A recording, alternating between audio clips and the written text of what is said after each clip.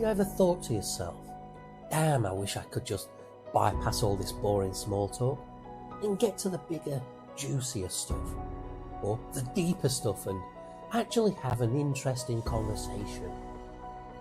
Have you ever used it as an excuse in your own mind for not engaging in conversations? Oh, I only want to talk about the more interesting stuff. I'm not interested in the minutiae of your day.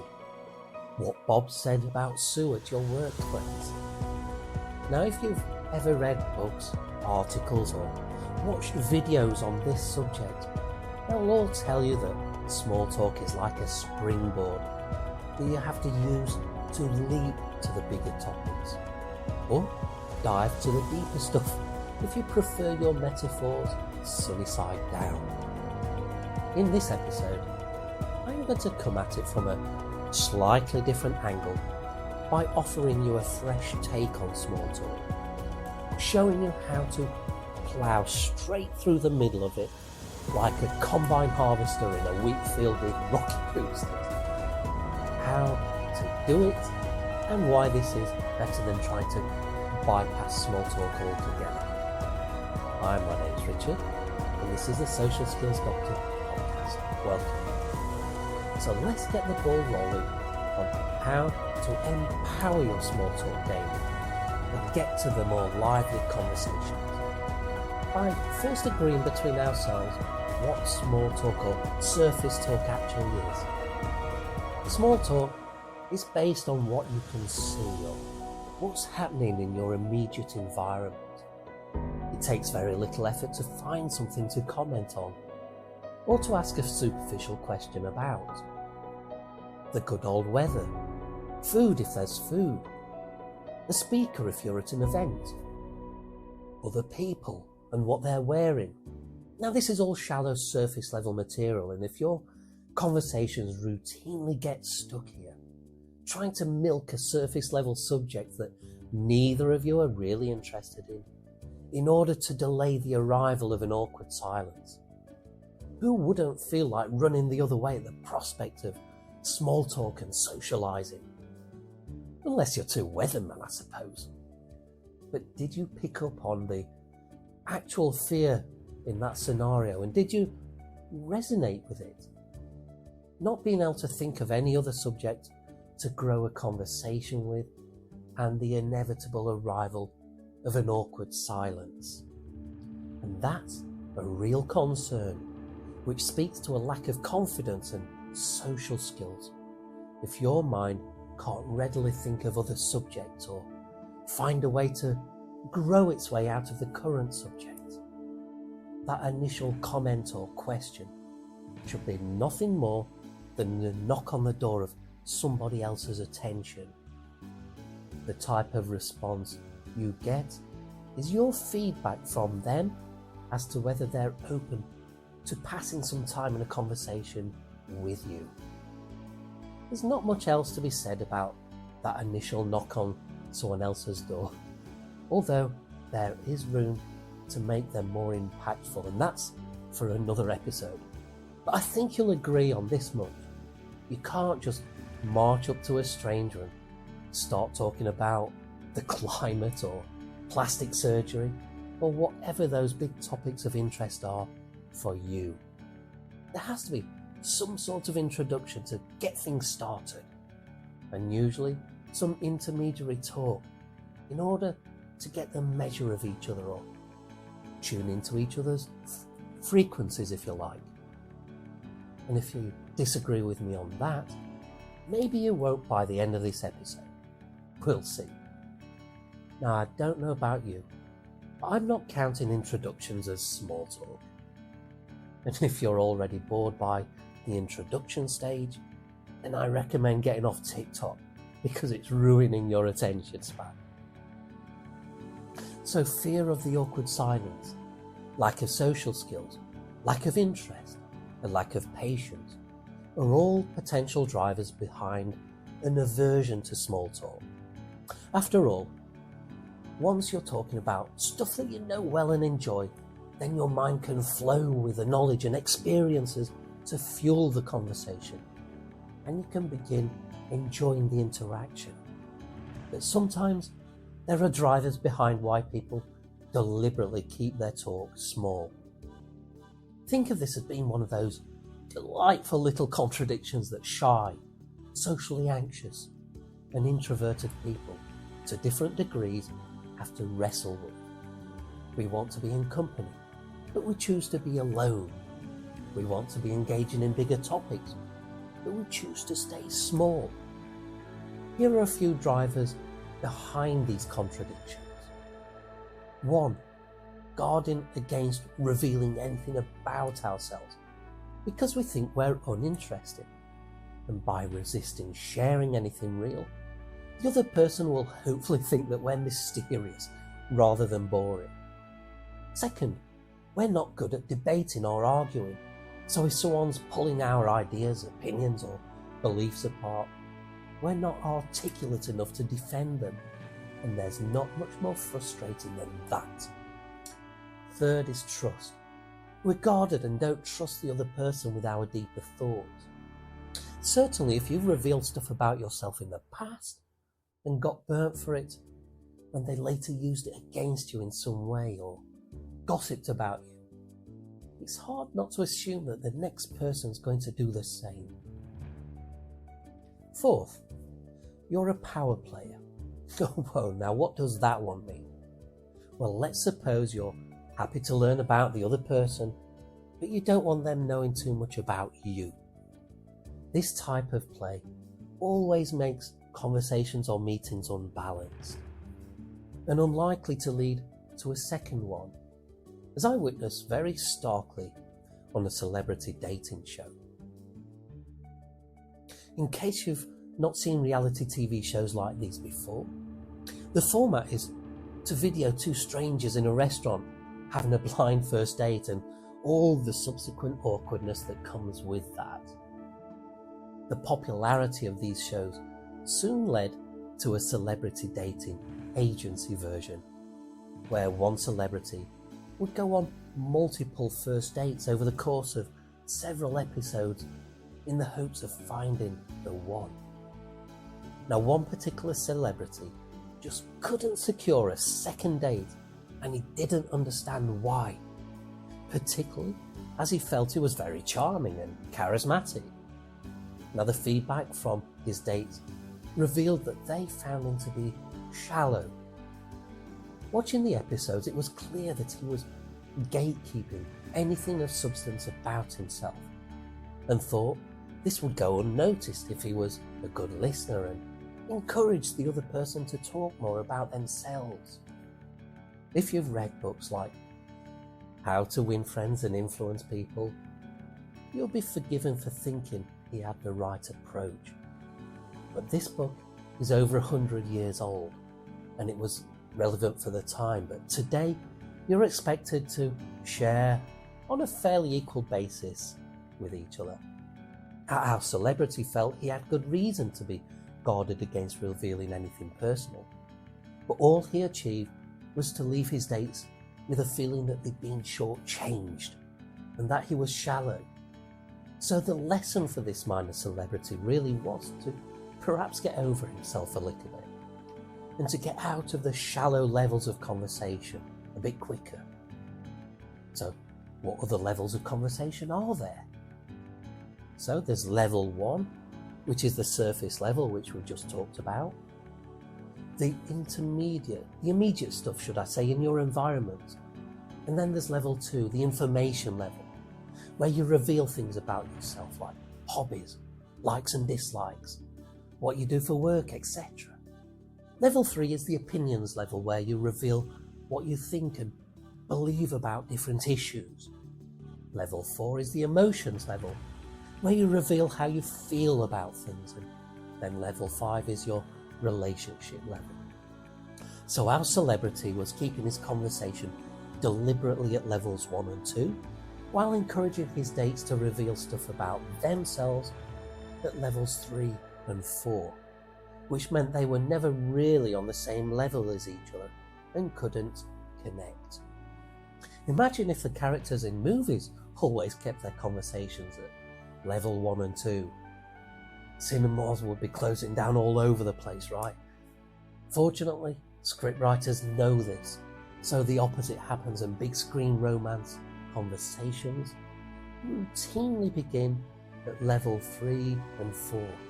You probably haven't noticed this, but trust me, this is what happens in movies. Watch out for it the next rom-com you watch and you'll see no time is wasted on small talk. However, try applying the movie formula in the real world and it wouldn't go down well. You'll see with my example in a few minutes. Fortunately, we have more than an hour and a half to tell our stories, so we don't need to force the conversation. But what if you wanted to anyway? What would that look like?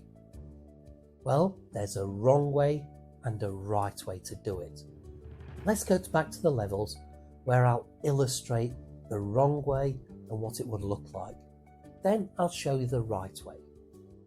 So, indulge me for a moment as I add another level to our previous 5, and that's the ground zero level.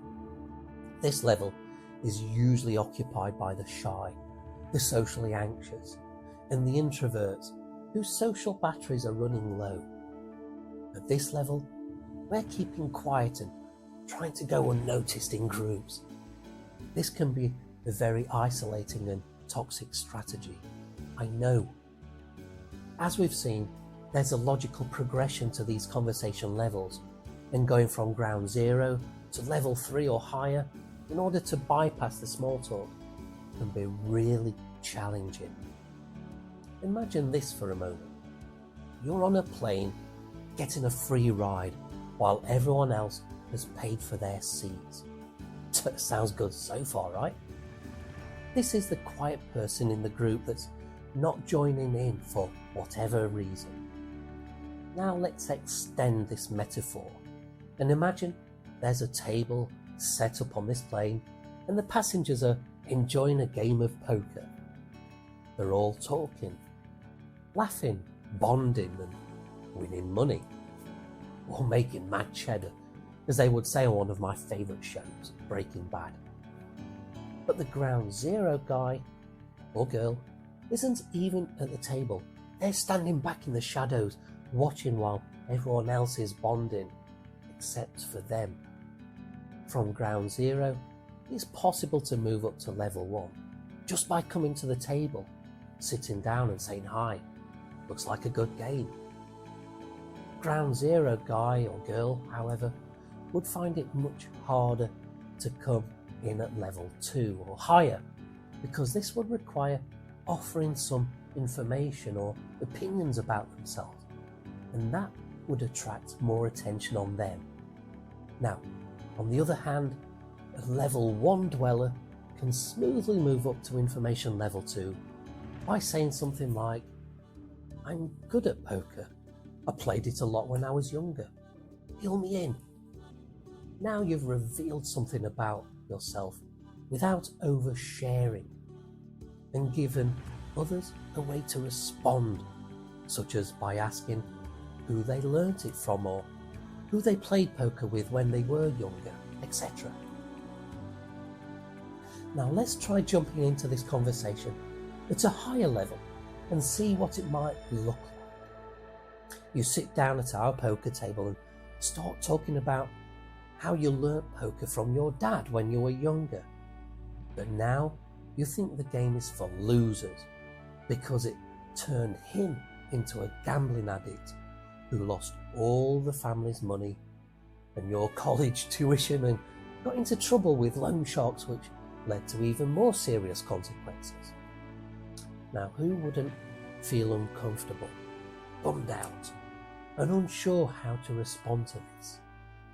Regardless of that, it was still easier for our character in this scenario to go straight in at opinions level 3 and emotions level 4 because a common interest was already established, i.e. poker. But what if you leapt in straight into a conversation at these levels without first doing your small talk due diligence and finding the common interests? Now you could find yourself oversharing on a subject that nobody even has interest in it.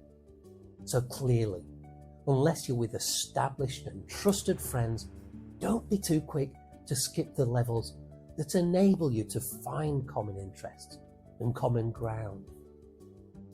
This segues us neatly then into the right way of using the levels in order to get to the better conversations faster. First off, it's crucial to find a common interest first so that you both find the conversation interesting. If you've ever found yourself captive while someone waffles on endlessly about something they're passionate about, but you've got very little interest in, and I'm sure you have, then you know exactly what I mean. The secret then to reducing the time you spend in the weeds of small talk is, drumroll, intention. The deliberate intention to employ social skills for finding common interests. Think this sounds like hard work? It's not. In fact, you have a goal for small talk, which makes the small talk more interesting in itself as you become the hunter.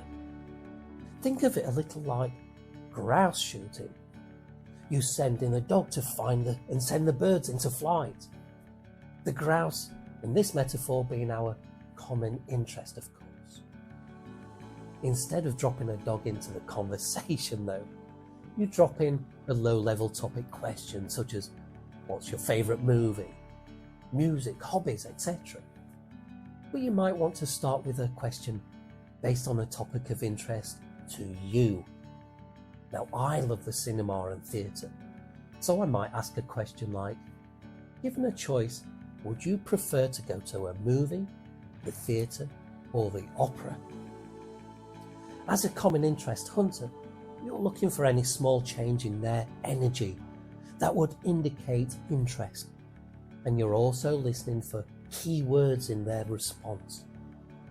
If they perked up and said, I've always wanted to go to the theatre and see Les Miserables, well, we've just been given some information and a key word, Les Miserables. Many people in the small talk zone, or under pressure on a date, or wherever the interaction is taking place, make the mistake of not picking up on the keywords and interest. Instead, they turn the topic spotlight on themselves. Me, I prefer the movies. Have you seen The Brutalist yet? Soon enough, this strand of conversation withers out to an awkward silence. Instead of elevating to levels 3 and 4, where you can share opinions and feelings on Les Miserables, how you relate to the particular characters in it, and then perhaps other musicals that have been adapted to the film and vice versa. The general experience of going to a theatre compared to a cinema, and so on and so on. This is how a conversation maestro uses small talk as fuel to rapidly elevate a conversation by using active listening and being present in the conversation to hear the keywords and interest cues. Maybe the other person showed little interest in the subject, so you try out a different one. Here again is where awkward silences can creep in when we can't think of anything to say. So instead, we start scanning the room for surface level comments again. Now, in my program, the Conversation Maestro method, one of the first strategies I teach is called the 10 topics in your pocket. It contains the 10 topics that most often come up in conversation. More importantly, I teach you how to recall any of these topics at the click of a finger. Don't forget, there's another person in your conversation, and they may be asking questions too. Chances are, those questions will be based on one of those 10 topics, so you need to know where you stand in each of them, some opinions and likes and dislikes, etc. And here lies another common mistake. Let's say our example question was asked of us. Given a choice, would you do a movie, theatre, or the opera? What would you say? Whatever your response was, did it include any extra information like why you would choose the theatre or the opera.